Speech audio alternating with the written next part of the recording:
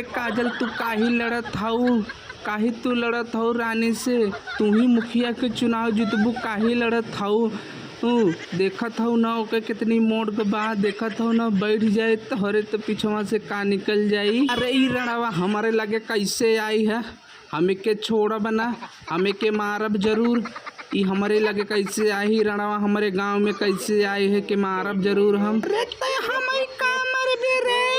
ते हमार शरीर देखत है ना, बैठ जब ऊपर ऊंच के न तो हग देबे, समझ में आई? हमें तो समझत का है, पटक पटक के मारब तो के रे रणवा, पटक पटक के मारब। अरे कसारी भैया तू समझौता रहती काजल के, देखत है काहे लड़त है इन्हें से। हमार देखत है हालत सुखाई सुखाई गे बा है, इससे लड़त लड़त ए काहे लड़त है इन्हें से। ई बड़ी खतरनाक बा काजल, इसे मत लड़ तू काजल, मत लड़। थोड़ा जाए दे मिराज, इन्हन के चक्कर में पड़बे हम सब तो हमार सबका तड़ियो चला जाई। आवा चली हम सब ताड़ी पिए, अब तो जनता ही भी सुधा करे। साड़ू भाई चैनल सब्सक्राइब ना करबा।